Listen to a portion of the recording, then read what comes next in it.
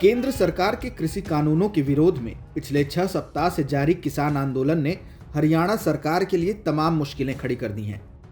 खबरों का बाजार गर्म है कि हरियाणा में सरकार बचाने की कवायद चल रही है। इन सबके बीच हरियाणा के उप मुख्यमंत्री दुष्यंत चौटाला प्रधानमंत्री नरेंद्र मोदी से आज बुधवार को मुलाकात करने पहुंचे हैं। पीएम मोदी से इस मुलाकात में चौटाला किसानों के प्रदर्शन संबंधी मामलों पर चर्चा कर सकते हैं।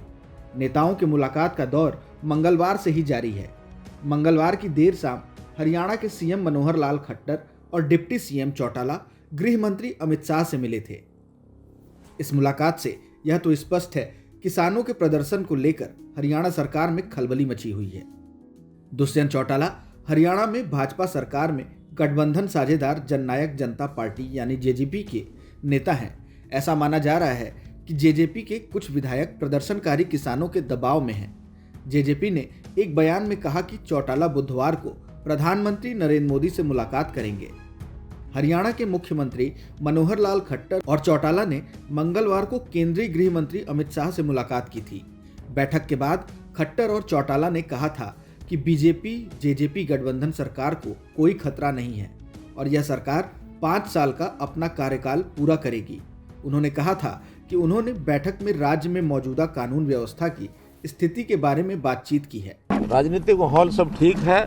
हमारी सरकार एक बहुत सुंदर तरीके से मजबूती से चल रही है और अपना पूरा कार्यकाल ये सरकार करने वाली है। तो ये बात तो मजबूती से सरकार चल रही है। जहाँ किसान की बात आई थी, एक एक विषय पर चर्चा हुई है और उम्मीद है सुप्रीम कोर्ट की कमेटी इसको रिजॉल्व करेगी। अमित शाह से मुलाकात के बाद बोले थे खट्टर। मंगलवार को अमित शाह से मुलाकात के बाद सीएम खट्टर ने कहा कि प्रदेश में राजनीतिक स्थिति ठीक है, विपक्ष और मीडिया की अटकलें निराधार हैं। खट्टर ने कहा कि हमारी सरकार बीजेपी जेजेपी गठबंधन मजबूती से चल रही है और अपना 5 साल का कार्यकाल भी पूरा करेगी। केंद्रीय गृह मंत्री अमित शाह से 1 घंटे तक लंबी बैठक के बाद खट्टर और चौटाला ने कहा कि उन्होंने राज्य में मौजूदा कानून व्यवस्था की स्थिति के बारे में बातचीत की है। चौटाला ने बताया हरियाणा सरकार को कोई खतरा नहीं है और वह 5 साल का अपना कार्यकाल पूरा करेगी। वहीं खट्टर ने कहा सरकार के भविष्य को लेकर अनुमान लगाने का कोई औचित्य नहीं है, यह अपना कार्यकाल पूरा करेगी। जेजेपी विधायकों ने दी थी चेतावनी।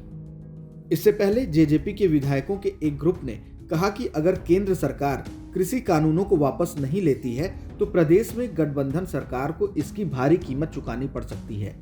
जेजेपी प्रमुख और उप मुख्यमंत्री दुष्यंत चौटाला के केंद्रीय गृह मंत्री अमित शाह से मुलाकात करने के कुछ घंटे पहले विधायकों ने यह दावा किया।